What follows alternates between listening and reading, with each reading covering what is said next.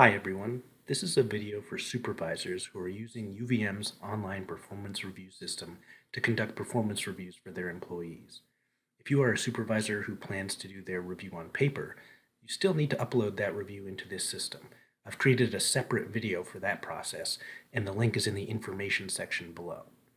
The system we use for our online performance reviews is called People Admin. I'm going to walk you through the use of this system as quickly as possible, but feel free to pause and rewind as needed. First, I want to show you where you can find the online resources for conducting performance reviews. Starting from the Human Resources homepage, you'll want to scroll down and go to Manager's Corner. And on Manager's Corner, you'll want to scroll down to the Labor and Employee Relations section and click on that. And scroll down once again to the Employee Performance Review section. There's some important information here, but I want to focus on some of the links here. First is the People Admin login page. So this is where you go to conduct the performance reviews. You should also get a link in the emails that are sent to you regarding your open performance reviews. But the web address is actually very simple. It's just www.uvmjobs.com/portal. Again, www.uvmjobs.com/portal. There's also a link to our how-to guides, and if you click on this, it'll open a page with some mini manuals. You would go down to the People Admin section under Performance, and there's the Supervisor Online Performance Review. That's kind of what we're going over today.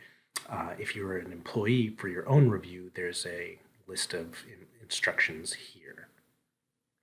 Back to the Employee Relations page, there's also a section called Steps to Complete Review, and if you open that up, there are links to a workflow for how to complete the review online electronically. This document's really important, and we're going to refer back to it a number of times, as these steps really do need to be followed in order. There's looks like 7, 8 steps. So we will start with step 1, which is completing the plan online. And so let's actually go to the system. So again, it's www.uvmjobs.com/portal. And when you go there, you'll get this login screen. You actually don't want to log in on these white bars. You do need to click on this yellow link to log in. So I'll click on that, and you'll see it brings me to a UVM page where I can log in with my NetID and password. So I'm going to go ahead and log in. So once you log in, the screen will look something like this. And one of the first things you want to do is actually look at your action item list and make sure you see all of the people that you supervise listed here. If there's anyone you don't supervise that's listed here, contact your HR rep. If there's anyone not listed there who should be, contact your HR rep, and we can get that figured out. So from your action item inbox, I do want to quickly show you how you can look at someone's past performance review. You would actually go to this link on the left for My Employees Reviews, and go to this Advanced button over on the right, change the program status to All, click on the Complete tab, and this will show you all the reviews for people that you have reporting to you that were done in the past, even if you weren't the one who did that review for them. So at any time, you can go back to the Home button at the top to go back to your inbox and choose the person whose review you want to start. Again, we're starting with the review plan. Remember step 1 on the workflow document. And go ahead and click on the link to initiate the review plan. The first thing to note when you enter the plan is that you can actually add a co-reviewer. So if you want someone else to actually be doing the work in the system of typing in the review data, you can click the Add Co-Reviewer button and type in the person's name who you want to be the co-reviewer, and they will have full access to this review, and they will be able to complete everything. It does not create a second review, so it's not a situation where you have 2 reviews going on. It just allows them to have access to this same review. The other thing you should know right off the bat is that the system will log you out after 45 minutes of inactivity. So if you need to get up for lunch or get away from your computer, make sure you click the save button often, which is down at the bottom of every tab. So the plan, you'll see at the top, we're in the plan, step one. The plan is just your opportunity to set up the review. This is not the review itself, it's you previewing the review. So you can navigate through the various tabs here, and I'll just briefly go through what each tab is for. The Essential Functions tab will pull in the essential functions from that person's PD. If these essential functions are incorrect in any way, then you can contact your HR rep. You can also try clicking the apply button over on the right here. This will refresh the essential functions on this page from what is in their PD. So if they had a PD update recently and it's not showing up here, you can click this apply button and it will pull those in. But if there hasn't been a PD update recently, you'll have to have your HR rep do that. The Core Competencies tab, there's nothing for you to do here except you can look at what the core competencies will be on the review. The Goals, Objectives, and Accomplishments current review period. So this tab, if you did a review for them last year in the online system, will pull in the future goals that were listed last year as the current goals for this year that you'll be rating them on. If it's blank like this one, that means it is their first time having a review done in the online system, and you can enter in goals from this past year that you will want to rate the employee on. And if you have additional goals, you can click on the Add Entry button down here to add additional goals. I'm going to write in just some test data here so you can see what it will look like on the review itself. Once you've finished editing or entering in the goals and the essential functions are the way you want them to be, you can click to complete the plan. And we'll just say OK. The important thing to know about completing the plan is that this launches the review. So let's go back to our workflow document. We've just completed step one. Step two is now the self-review. However, when you complete the plan, it unlocks the supervisor review and the self-review at the same time. So the employee will receive an email the following morning letting them know that the self-review is available to them. And you can see over on the left here that the supervisor review is now a blue link, and this means that the supervisor review is ready for you to start working on. While it is okay to start working on the supervisor review, it is very important that you do not finish it before the self-review gets completed. One of the most common mistakes that supervisors make after they've completed the plan is that they go in and complete the supervisor review without allowing the employee to complete their self-review.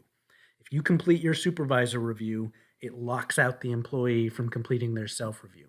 Not only is that bad because the employee should get to complete their self-review, but you should also be using the self-review as part of your process for completing the supervisor review.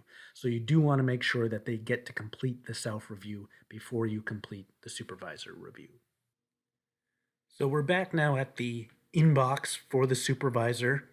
You'll see that the review for this employee says supervisor review. It doesn't tell you here whether the self-review has been completed or not, so you do need to click into it. And on the left here where you see the various steps, you'll now see that the self-review is blue and I can click on it. So if I click on it, it will actually take me into the self-review where the employee has completed all the fields, and I can now review to see how they answered the questions. And as the supervisor, I should be using the information in the self-review to inform what I will do as the supervisor review. In fact, you can even open it in a separate tab, depending on the web browser that you use. I'm going to go ahead and open this in a separate tab. So by clicking on the supervisor review, I'm now taken to the supervisor review at the top. And now we want to go through the various tabs and complete the supervisor review. And let's quickly go back to our workflow document to take a look at where we are. We completed the plan already. That triggered the self-review and the supervisor review to open up. The employee has completed the self-review, and now we're on step 3 in terms of completing the supervisor review. So the first thing you need to do in the supervisor review is go to this tab, the method of review tab, and answer the one question that's asking, are you uploading a paper form or are you completing an online performance review? We're completing an online performance review because we are using the online system. I'm going to click next. The essential functions tab, you'll see this is bringing in the essential functions from the plan, and you can now rate the employee on the various essential functions, and you can type in some comments or evidence to support the rating that you give. Go ahead and click next to get to the core competencies tab. When scoring employees on core competencies, we want you to use the performance management competency tool that's linked to right here in the instructions section. When you open that up, you'll get this document that breaks down each of the core competencies into the relative scores that you can give. Now, some employees' performance may fall into multiple categories. That's okay. You want to give sort of the overall score that they deserve for each core competency. And as you're doing that, giving each score, you want to provide comments and evidence to support the score that you're giving. Please also note that the final core competency, leadership and management, is only for supervisors. So if the employee has no supervisory duties, you can skip this one. And once you're done with the core competencies, you can click next to get to the goals, objectives, and accomplishments tab. This is where you see we have our test data because this is what I typed into the plan. If you had them do an online review last year, then their goals from last year would have pulled into the plan. And if you kept them in the plan, they would then pull into the review. So then you can rate them on how well they did in achieving that goal and any other accomplishments they may have had in addition. The overall summary of performance tab is pretty straightforward. Just give the employee an overall assessment score based on everything that you've rated so far, and then address their areas of strength, specific improvement, and areas for professional development and training. The additional comments tab, if there's anything else you want to talk about that hasn't been addressed already based on their performance over the past year. And the final tab is the future goals and objectives. And this tab is important because this is what you're going to be rating them on next year. This is what will pull into the plan next year. So you can type in a goal and a time frame and resources they will need to achieve the goal, what it will look like if they achieve the goal. And if you want to put in more than one goal, don't type in multiple goals into this one section. Each goal should have its own set of fields. You can click the Add Entry button, and the page will refresh itself after a moment.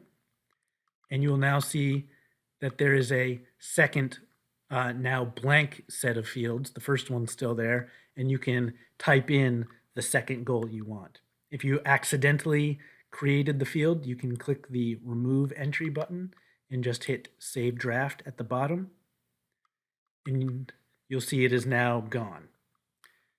So you'll see that we have a complete button here, and this is what you would click to complete this draft of the supervisor review. The only other thing I want to mention is that there is an attachments tab, and you'll see it's separate from the other tabs.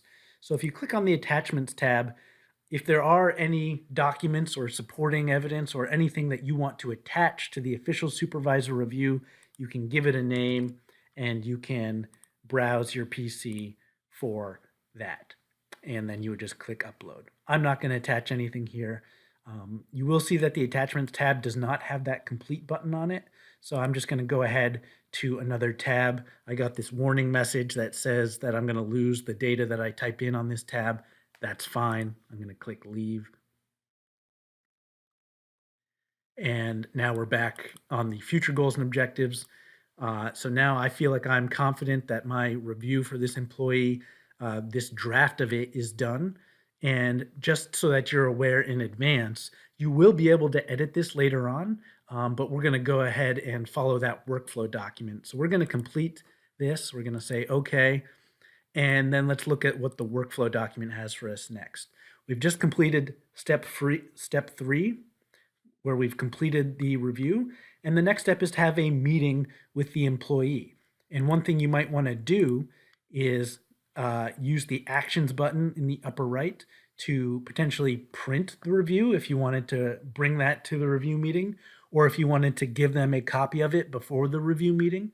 And when you print, you don't actually have to print it. You can change the printer to save as PDF and then save the document as a PDF and email it to them so that the employee can see the review in advance of the review meeting. We're back on the Home tab of the review dashboard, and you'll see now that the review for this employee says review meeting / final approval. So let's go ahead and click on that. This is now where you would go in after you've had your review meeting with the employee.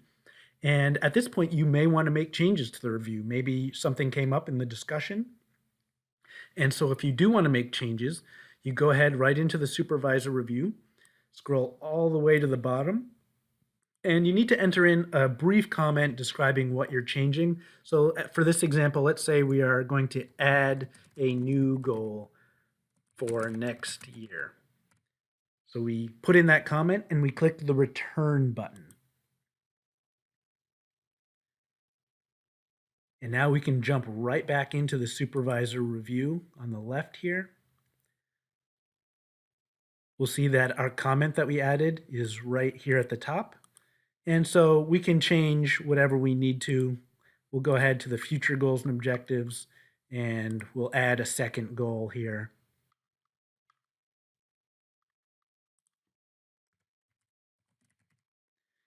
And we would fill out the rest of these fields. I won't do that now. And then you click the complete button one more time.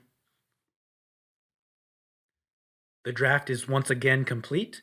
And now that you are feeling confident that there are no more revisions to be made, you're going to approve the review. Approving it means that there are going to be no more changes. And what you're essentially saying when you approve the review is this review is ready for signatures. So we'll go ahead and click approve and we'll say okay. And then let's once again take a look at our workflow document. We've completed the review meeting. We have revised and approved the final review. And step 6 is the employee acknowledgement of the review. Acknowledgements are the same thing as signatures. We need the employee to go in and acknowledge receipt of the review. This does not necessarily mean they agree with the content of the review, but they do need to acknowledge receipt of it. And just to look ahead a little bit, you'll see the next step is that the supervisor will go in and acknowledge the review. Of course, we want both the employee and the supervisor to sign the review. One of the most common mistakes made in this system is that the supervisor will go in and do their acknowledgement first. When you do that, that locks out the employee. It does not allow them to do their acknowledgement. So you must allow the employee to do their acknowledgement first. So you may be asking, how do we know when they've done their acknowledgement? To see whether or not the employee has acknowledged yet, you would just go again back to your review dashboard, click into the review, and once you're in the review, look on the right here. If it says review meeting / final approval, that means that the employee has not yet acknowledged the review. If they had, it would say that the last completed step was the employee acknowledgement. So I'm going to go ahead in as the employee and acknowledge this review. So I have just gone in as the employee and did their acknowledgement. So now I'm back in as the supervisor, and I'm going to show you what that looks like. I'll click into the review. And if I look at the last completed step, I'll now see that the employee acknowledged the review. I can also look on this button over here, the Approvals and Acknowledgements tab, and see the comments that may have been entered. So I can see my comment from when I returned the review to add a new goal, and I can also see when the employee acknowledged, their comment would appear here. So I also get a chance to do a comment when I do my acknowledgement as the supervisor. So I'll go back to the supervisor review. And if there is any final comment I wish to make, I can type it into this comment box here. I won't do it now, but that's how you would do it. And now that I'm finally done, I'm going to click acknowledge, click OK, and this review is now fully complete. If you have any questions about the performance review process or you're encountering any technical difficulties, again, please check out the performance review page on the Manager's Corner site. You can take a look at the mini manuals, or you can contact your HR representative or contact HR directly at 802-656-3150 or hrsinfo@uvm.edu. Thanks for watching.